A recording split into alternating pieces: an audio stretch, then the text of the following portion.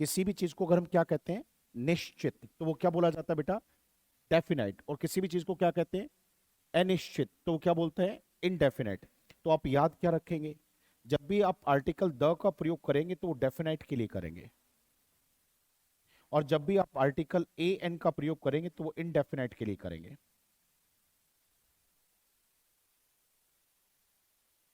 Indefinite का मतलब उसको निश्चित नहीं करा। अब मेरा क्वेश्चन आप लोगों से, कोई भी चीज निश्चित है या अनिश्चित है पता कैसे चलेगा?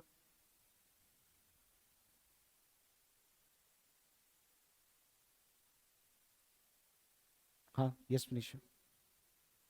जैसे,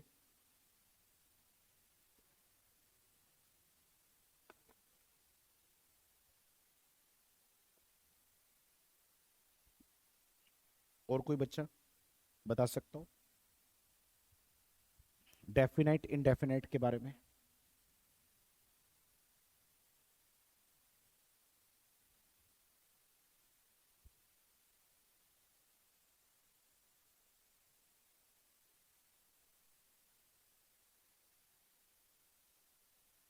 चलिए मैं बताता हूँ।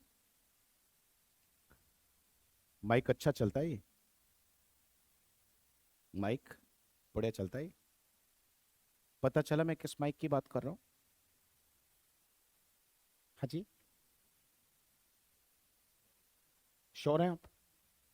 अब देखिए, यहां बताने वाला जिस चीज के बारे में बता रहा है, सुनने वाला पहले से उस चीज के बारे में जानता है या जानता है।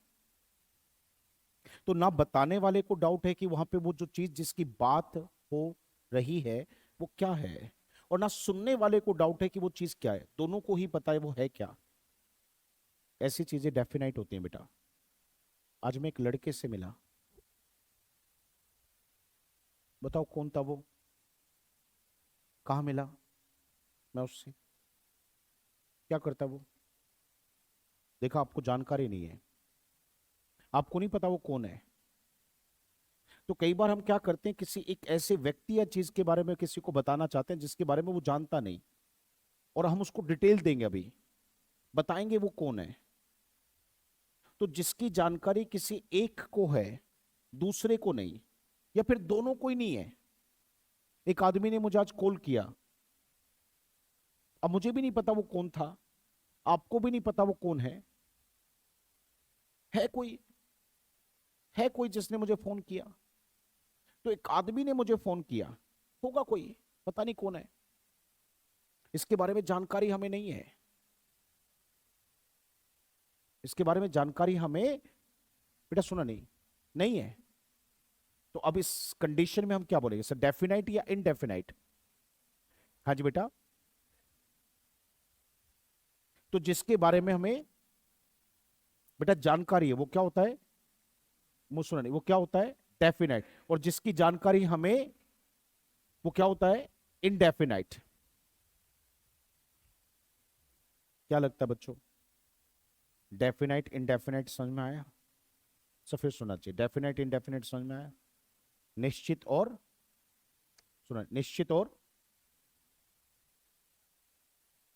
डेफिनाइट और इनडेफिनाइट कहते हैं उसको। तो जो चीजें अनिश्चित है उनके लिए आर्टिकल ए एन का प्रयोग करते हैं, और जो चीजें निश्चित है उनके लिए हम डेफिनाइट होने की वजह से द का प्रयोग करते हैं। जैसे करके दिखाता हूं, बड़े ध्यान से देखना सारे बच्चे।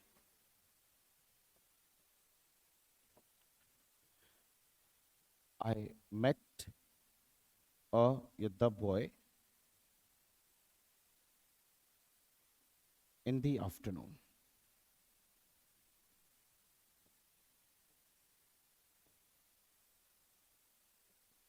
टुडे। क्या लगता है, आफ्टरनून के पहले द है और बॉय के पहले आ है। अच्छा, ये पता चला लड़का कौन है जिससे मैं मिला? नहीं पता चला सर। कहाँ पता चला? था कोई, आपको क्या पता कौन था? और जब आपको उसके बारे में पता, बेटा एक बार फिर से आओ, जब आपको उसके बारे में पता, तो आपके लिए तो वो क्या हो गया, अनजान हो गया। तो अनजान होने की सेंस की वजह से अब इस सेंटेंस में अगर ठीक से लिखा जाए,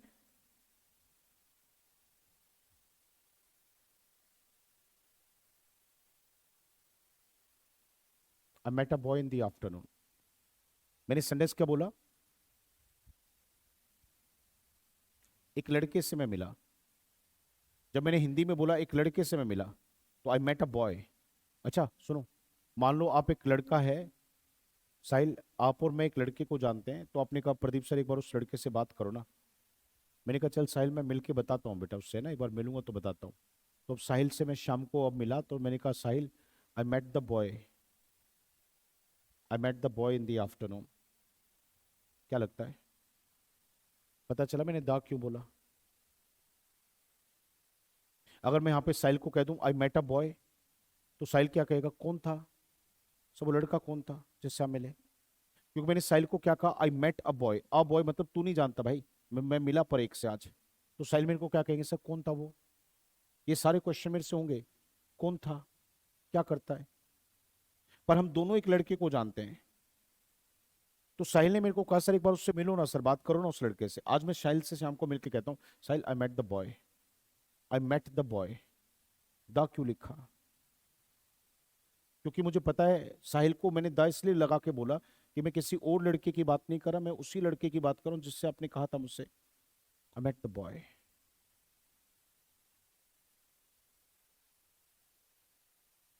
I met the boy.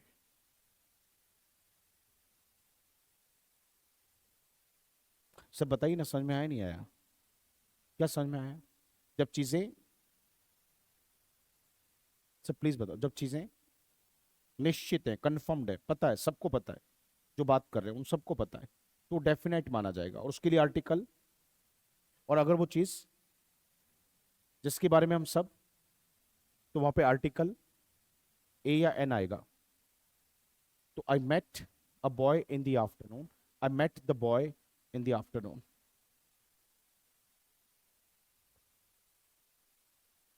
Done हुआ बेटा?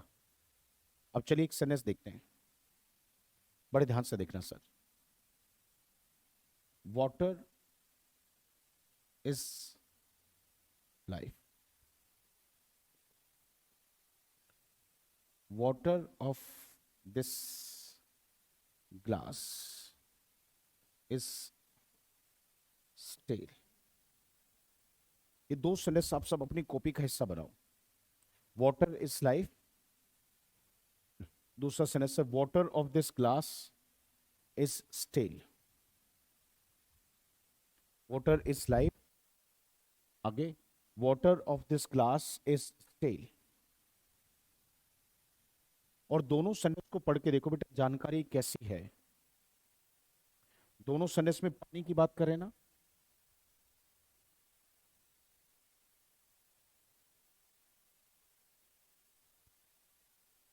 यहां से बहुत शानदार बात सीखोगे बेटा आप। अच्छा बताओ, पहले वाले सेंटेंस में जिस पानी के बारे में मैं बात कर रहा हूं वो सबको पता है ना? अच्छा, क्या मुझे उसे निश्चित बनाने की जरूरत है या पहले से कंफर्म्ड है वो? हाँ जी, पहले से कंफर्म्ड है ना? जो चीजें बेटा पहले से ही कंफर्म्ड होती हैं, पहले से ही कंफर्म्ड होती हैं, तो उसको कोई ऐसा विशेष वर्ड लगाने की जरूरत नहीं है कि जिससे हम उसको दिखाएं कि देखो ये निश्चित हो गया है। अब मैं यहां पे कह दूं बेटा the water is life, the water is life, ये गलत है बेटा। क्या जरूरत थी वॉटर के बारे में दा लगाने की? क्या जरूरत थी सर? ये तो पहले से ही कंफर्म्ड था। जैसे वाटर पोल्यूशन कहते हैं, एयर पोल्यूशन कहते हैं, वो पहले से कंफर्म्ड है। दाग क्यों लगाया जाता है सर? चीजों को निश्चित दिखाने के लिए। जैसे मैंने अभी साहिल को कहा था ना आई मेट द बॉय, तो मैंने दाग क्यों लगाया कि देखो डाउट ना हो ये वही है जिसकी मैं बात कर रहा हूं। तो ऐसा मुझे कहने की क्या जरूरत आन पड़ी बेटा कि the water is life? Water is life okay है बेटा, कोई जरूरत नहीं है। पर नीचे वाले सेंटेंस में देखिए आइए, वाटर ऑफ दिस ग्लास, ये कौन सा पानी? वो सारा वाला या कोई पर्टिकुलर? अच्छा मुझे बताओ कैसे पता चला ये कोई पर्टिकुलर पानी है? क्योंकि हमने क्या करा, उस पानी को किससे जोड़ दिया?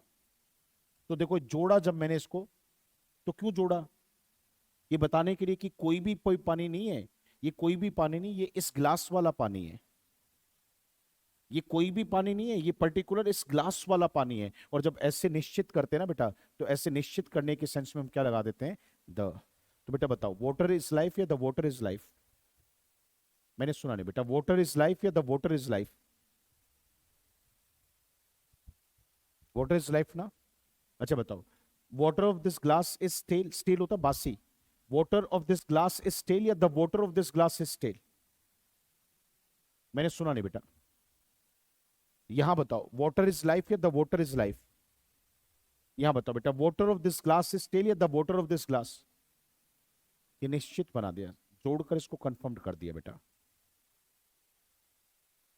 तो एक बात ध्यान रखना बच्चों, कई बार क्या होगा, किसी चीज को है ना या किसी इंसान को किसी दूसरे के साथ वो जोड़ेंगे, किसी व्यक्ति या चीज को किसी दूसरे के साथ वो, बेटा किसी व्यक्ति या चीज को किसी दूसरे के साथ वो जोड़ेंगे। क्यों जोड़ेंगे?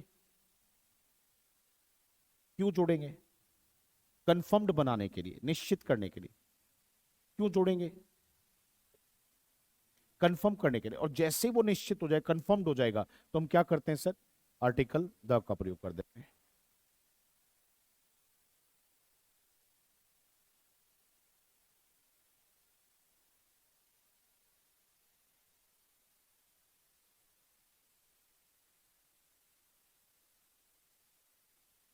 सर क्लियर हुआ अच्छे से? डाउट या नो डाउट? पक्का? दैट्स ग्रेट, बहुत बढ़िया।